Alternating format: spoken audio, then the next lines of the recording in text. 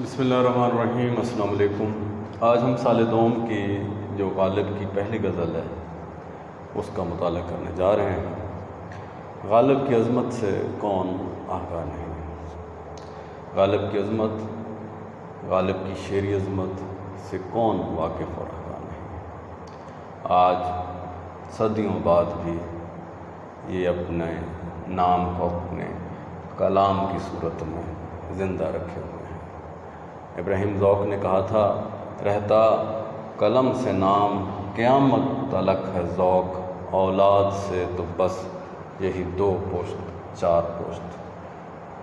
تو مرزا اسداللہ خان غالب 1797 سے 1869 تک ان کا عرصہ حیات ہے، اور یہاں یہ بات بتانا ضروری ہے کہ میر تقی میر کے زمانہ کے بعد کے شاعر ہیں اسداللہ خان غالب۔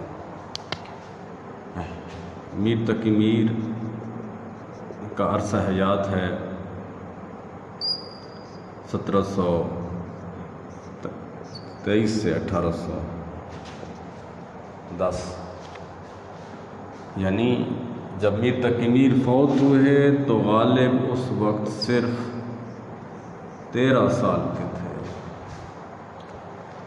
تو یہاں یہ بات اور اس کا ادراک، اس کا اظہار خود غالب نے بھی کیا۔ غالب نے میر تقی میر کی شعری عظمت کا اعتراف کیا ہے اور کہا ہے کہ ریختہ کہ تم ہی استاد نہیں ہو غالب، کہتے ہیں کہ اگلے زمانے میں کوئی میر بھی تھا۔ تو غالب خود میر تقی میر کی شاعری کا اعتراف کرتے ہوئے دکھائی دیتے ہیں، اور یہ بہت بڑی بات ہوتی ہے کہ کسی کی اچھائی کو، کسی کی خوبی کو مان لینا، تسلیم کر لینا، اور جب کام دونوں کا ایک ہو تو یہ بہت مشکل بات ہوتی ہے کہ میر بھی شاعر ہے، غالب بھی شاعر۔ یہ میں کیوں بتا رہا ہوں؟ میر کا اس سے کیوں آپ کو موازنہ کر رہے ہیں ہم غالب سے؟ اس کی وجہ ہے، وجہ یہ کہ عام فہم و خیال یہ ہے کہ غالب بڑا شاعر ہے، حالانکہ میر تقی میر اس کے زمانے، اس سے پہلے زمانے کے شاعر۔ اب ہمیں اس بحث میں نہیں پڑھنا کہ میر بڑا شاعر ہے یا غالب بڑا شاعر ہے۔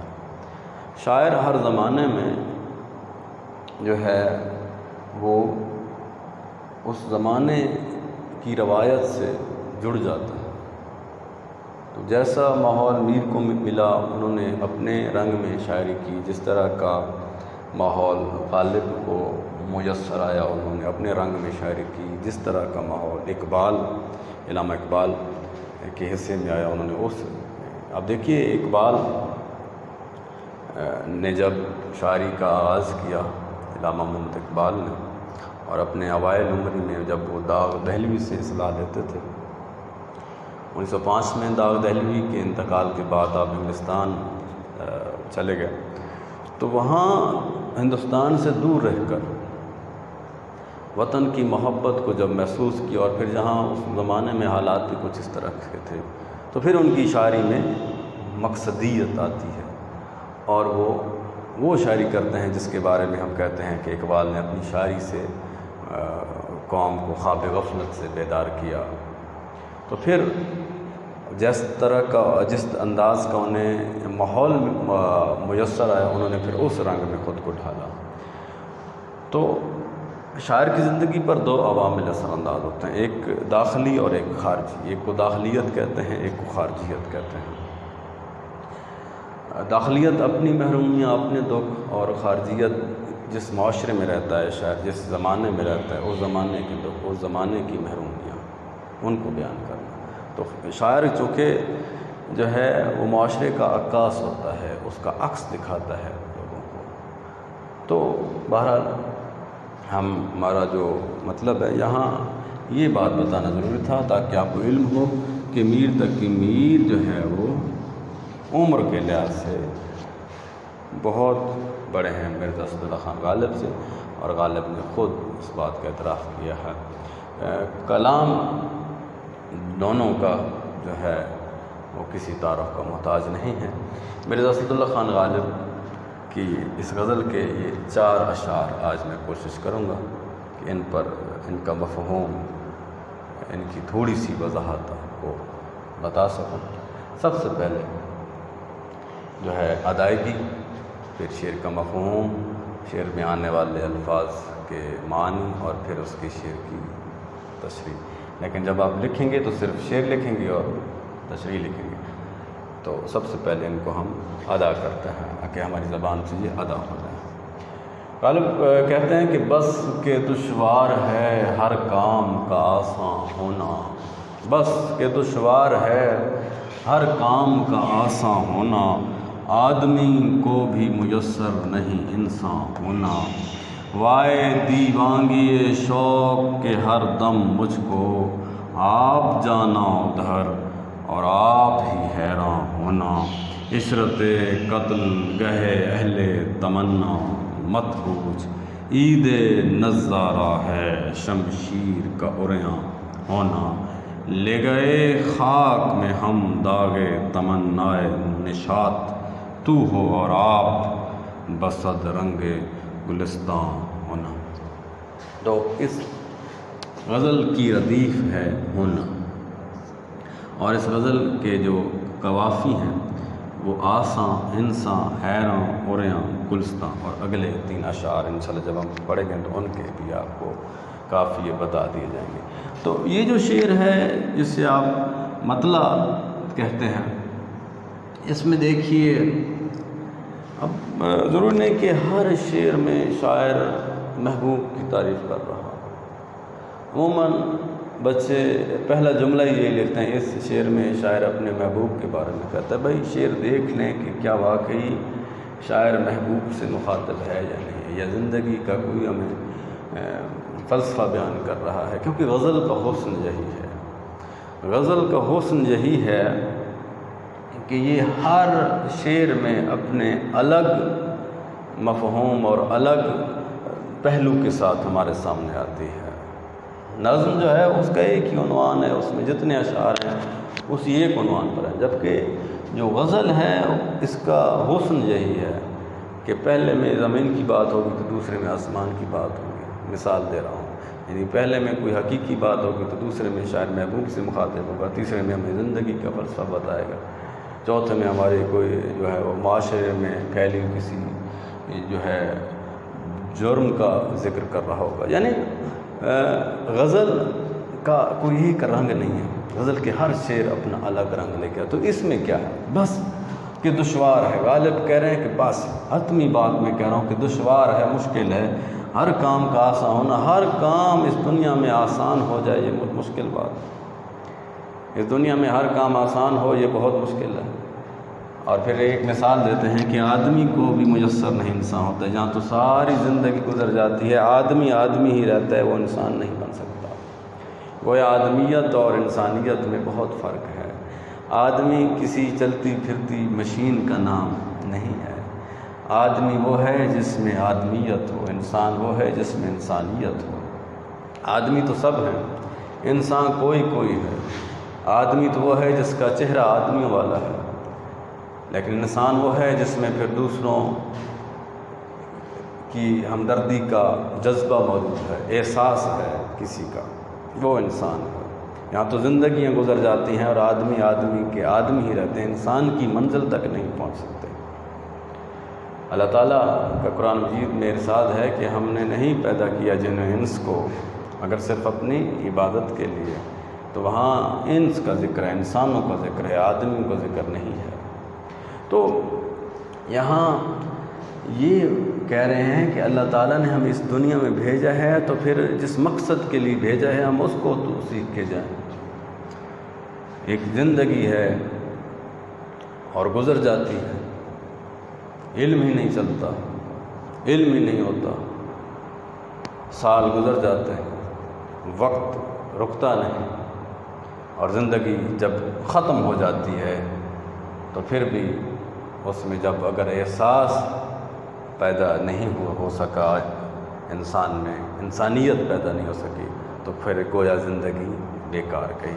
یہاں ایک اور پہلو بھی دکھائی دیتا ہے ہمیں کہ غالب کہہ رہے ہیں کہ انسان کو دوسروں کا ہمدرد ہونا چاہیے، یعنی جتنے مشکل کام اس دنیا میں ہیں کچھ آسان نہیں ہے، لیکن یہ کہتے ہیں یہ تو آسان ہے، آدمی تو انسان بن سکتا ہے، وہ تو اپنے اندر محبت کا جذبہ دوسروں کے لیے پیدا کر سکتا ہے، آدمی تو ملے زندگی میں بہت دل ترستا رہا آدمی کے لیے۔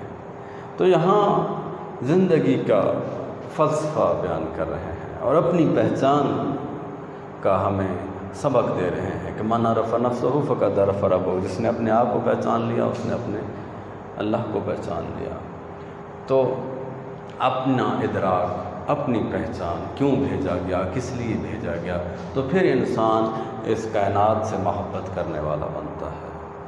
تو جتنے پہلو اس شعر کے نکالے جائیں اتنا ہی ہمیں ہمارے لیے۔ تو جہاں آسان الفاظ میں اتنا بتا دوں، غالب کہہ رہے ہیں کہ میں حتمی بات بتا رہا ہوں، اپنی زندگی کا نچوڑ اور میں نتیجہ بتا رہا ہوں کہ اس دنیا میں ہر کام آسان ہو جائے یہ بہت مشکل ہے۔ یہاں تو آدمی ہی رہتے ہیں اور زندگیاں گزر جاتی ہیں، وہ اپنے اندر دوسروں سے ہمدردی کا جذبہ ہی پیدا نہیں کر سکتے۔ عزم انسان ہے کہ بن جائے فرشتہ، لیکن عزم انسان ہے کہ بن جائے فرشتہ، لیکن ہر فرشتے کی یہ حسرت ہے کہ انسان ہوتا۔ اگلے شعر میں کہتے ہیں وائے دیوانگی شوق کے ہر دم مجھ کو، آپ جانا ادھر اور آپ ہی حیران ہونا۔ اب جیسے یہ شعر حقیقی تھا، دوسرا شعر مجازی ہے۔ وائے کہتے ہیں ہائے کو، یعنی غم کا اظہار کرنے کو۔ دیوانگی شوق ہے میرے عشق کی دیوانگی، مجھے ہر دم کھینچ کے اس کی گلی میں لے جاتی ہے۔ غالب کہتے ہیں ہائے میرے دیوانگی ہے میرے عشق کی دیوانگی، دیوانگی شوق عشق کی دیوانگی، ہر دم ہر لمحہ مجھے آپ جانا ادھر سے مراد ہے محبوب کا کوچہ، محبوب کی گلی، اور آپ کی حیران ہونا۔ کہتے ہیں میری عشق کی دیوانگی مجھے کھینچ کر محبوب کے کوچے میں لے جاتی ہے اور میں وہاں جا کر حیران ہو کر پھر واپس آ جاتا ہوں۔ حیرانی کی کیا بات ہے وہاں پر؟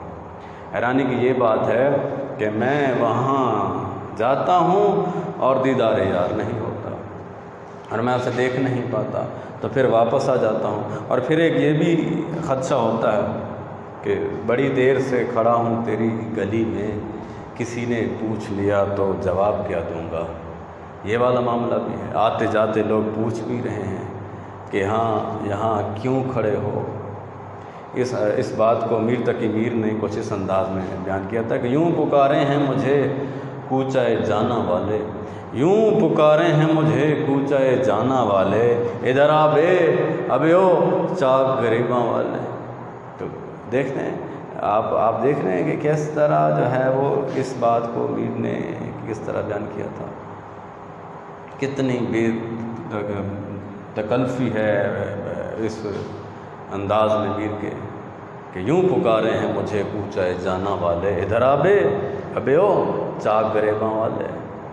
تو یہاں بھی اسی بات کا ادھر کہ میرے عشق کی دیوانگی کھینچ کر مجھے محبوب کی گلی میں لے جاتی ہے اور میں حیران ہو کے واپس آ جاتا ہوں۔ لیکن یہاں ہر دم کا جو مطلب ہے یعنی ہر لمحہ، یعنی جیسے ہی واپس آتا ہوں پھر دل میں خیال آتا ہے کہ شاید اب وہ دیوار پہ آ گئے ہوں، اب وہ میرے انتظار میں شاید موجود ہوں اور میں پھر چل پڑتا ہوں، لیکن وہاں پھر کچھ نہیں ہوتا، لفظ اظہار تک نہیں آیا۔ میرے اپنے دو شعر سن لیجئے کہ لفظ اظہار تک نہیں آیا، پیار اقرار تک نہیں آیا، میں ہتھیلی پہ جان رکھ کے گیا اور وہ دیوار تک نہیں آیا۔ تو اگلے شعر کی جانب ہم بڑھتے ہیں۔ کہتے ہیں عشرت قتل گہے اہل تمنا مت پوچھ، عید نظارہ ہے شمشیر کا ریاں ہونا۔ عشرت خوشی کرتے ہیں، قتل گاہ مقتل جہاں قتل کیا، اہل تمنا عشق والے، کہتے ہیں عشق والوں کی خوشی کا عالم قتل گاہ میں مجھ سے مت پوچھو کہ عشق والوں کو کیا خوشی ہوتی ہے جب انہیں مقتل میں کھینچ کے لایا جاتا ہے۔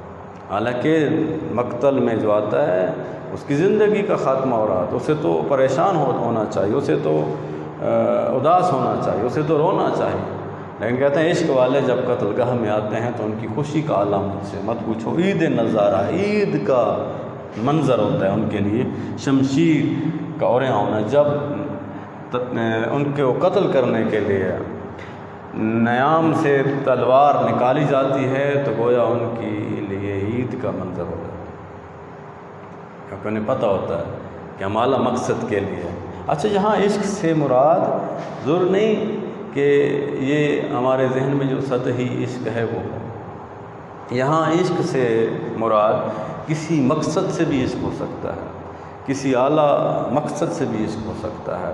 اسلام کی راہ میں قربان ہونے والے بھی سینہ تان کر جو ہے وہ میدان جنگ میں جاتے ہیں، یہاں اس کا بھی ذکر ہو سکتا ہے کہ عشق والوں کا خوشی مقتل، جب انہیں قتل کیا جا رہا ہو، مجھ سے نہ پوچھو کہ انہیں کتنی خوشی ہوتی ہے، ان کے لیے عید کا منظر ہوتا ہے۔ عید کا منظر کیا ہے کہ جب تلوار کھینچ، اب یہاں دیکھیے تلوار کی شکل و صورت اور پہلی رات کے چاند کی شکل و صورت حیت ایک سی ہے، اور اتنی ہی چمک چاند میں ہے جتنی تلوار میں۔ اب آپ دیکھ رہے ہیں کہ کتنی نفاست کا اظہار کر رہے ہیں کہ عید تب لوگ مناتے ہیں جب چاند دیکھتے ہیں، اور چاند کی چمک اور اس کی حیت اس تلوار اور اس شمشیر کی مانند ہے جو عاشق کو مارنے کے لیے، اسے قتل کرنے کے لیے کھینچی جاتی ہے۔ لیکن یہ گھبرانے والے نہیں ہوتے، یہ خوفزدہ ہونے والے نہیں ہوتے، کیونکہ انہیں پتہ ہوتا ہے کہ ہم جان دے رہے ہیں تو اعلیٰ مقصد کے حصول کے لیے۔ اس کی آپ دونوں تشریحات لکھیے، حقیقی بھی اور مجازی بھی۔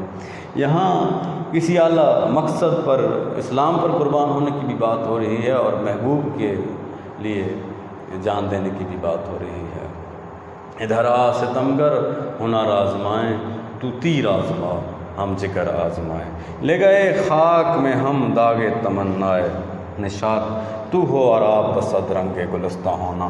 اس میں ایک عجیب فلسفہ کیا ہیں کہ اے میرے محبوب، ہم اپنی تمناؤں کے داغ اپنے ساتھ خاک میں اپنے ساتھ لے کر سو گئے، ہم اپنی خوشیاں، اپنی آرزوئیں، اپنے ارمان، اپنی حسرتیں اپنے دل میں لے کر خاک میں سو گئے، تو ہو اور آپ بسد رنگ گلستہ ہونا۔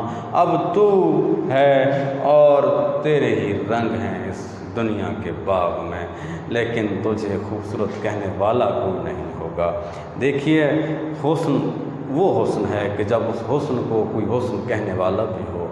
یہ کائنات خوبصورت ہو پڑی، لیکن اس کائنات کو کوئی خوبصورت کہنے والا ہی نہ ہو تو خوبصورتی کے کیا معنی رہ جاتے ہیں۔ یہاں بھی اسی بات کا حوالہ دے رہے ہیں۔ غالب کہتے ہیں کہ ہم اپنی حسرتیں اور اپنے ارمان اپنے ساتھ لے کر خاک میں سو گئے ہیں، یعنی اس دنیا سے جا چکے ہیں۔ اب تو رنگ بن جا، خوشبو بن جا، پھول بن جا، اب تجھے کوئی کہنے والا ہی نہیں ہے، تو پھر تیری خوبصورتی کیا میں نے رکھ سکتے ہیں۔ میرے محبوب، تو نے جتنے ظلم و ستم ڈھائے ہیں وہ سارے کے سارے ہم اپنے دل پر زخم لے کر اس زمین میں اتر گئے، ہم خاک میں سو گئے۔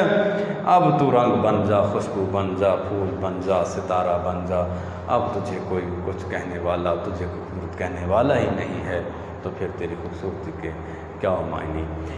کوشش کی ہے کہ ان چاروں اشعار کا آپ کو مفہوم بتایا جائے۔ انشاءاللہ اگلے 3 اشعار اگلی کلاس میں، اگلے لیکچر میں آپ کے گوشت گزار کیے جائیں گے۔ تمام پہلو جو اپنے ذہن میں رکھیے۔ پیاس رہ جاتی ہے، بندہ کہتا ہے کہ بندہ اور بھی بولے، لیکن وقت کا جو تقاضا ہے وہ یہی ہے کہ آپ پھر ان تمام پہلوؤں کو بھی ذہن میں رکھتے ہوئے اپنے خیالات کے بھی اظہار کریں، اور حقیقی تشریح وہ ہوتی ہے جو آپ خود سوچ کر لکھتے ہیں۔ اجازت دیجیے، خدا حافظ۔